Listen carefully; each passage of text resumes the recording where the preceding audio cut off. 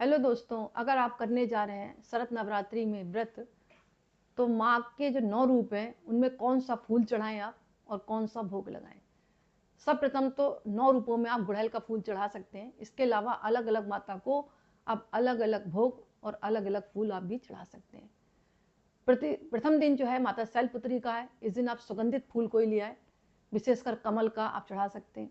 भोग के रूप में घी चढ़ाएं आप चांदी की कटोरी में रखकर। ये माता स्वास्थ्य और आयु की वृद्धि करती हैं। दूसरा दिन होता है माता ब्रह्मचारिणी का। इन माता को कदम का या चमेली का फूल बहुत प्रिय है। इनको मिश्री और शक्कर का भोग लगाएं। ये माता तप और संयम और सुख की देवी हैं। तीसरा दिन आता है माता चंद्रघंटा का। इनको भी कमल और धतूरे के फूल बहुत प्रिय हैं। इनको दूध से बनी मिठाई या दूध का भोग लगाएं, शांति और साहस प्राप्त होता है। माता कुष्मांडा चतुर्थ दिन है। इस दिन गेंदा आप कमल का फूल चढ़ा सकते हैं। मालपुआ या हलवे का भोग लगाएं, बुद्धि और स्वास्थ्य में वृद्धि होगी। पंचम तिथि में आती है पूजा माता स्कंद माता की। इनको लाल रंग के फूल चढ़ा सकते हैं, गुलाब या जूही के। भोग के रूप में केले का भोग लगाएं, संतान सुख और समृद्धि घर में बनी रहेगी। षष्ठी तिथि जिसको कहते हैं छठा दिन, माता कात्यायनी की पूजा का विधान है। इस दिन कमल या गुलाब का फूल चढ़ाएं, भोग के रूप में शहद अर्पण करें। विवाह योग दाम्पत्य सुख मिलेगा।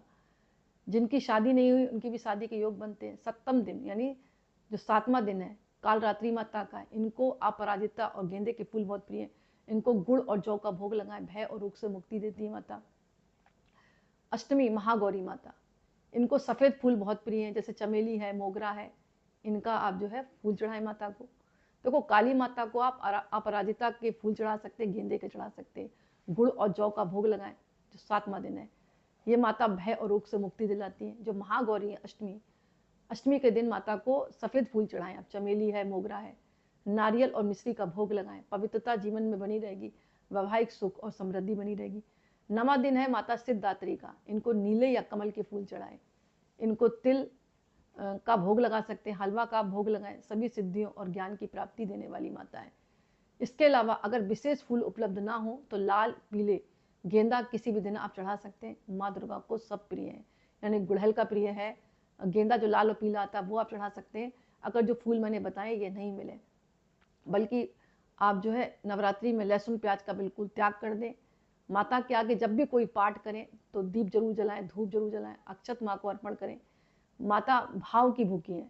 आप क्या चढ़ा रहे हैं क्या नहीं चढ़ा रहे वो अलग डिपेंड करता है, लेकिन भाव से अगर आपने चढ़ा दिया, जैसे मैंने आपको कहा सिद्धात्री माता को नीला या कमल का फूल चढ़ाएं, तो आप आंख बंद करके नीले फूल की कल्पना कर कर भी आप चढ़ा सकते हैं।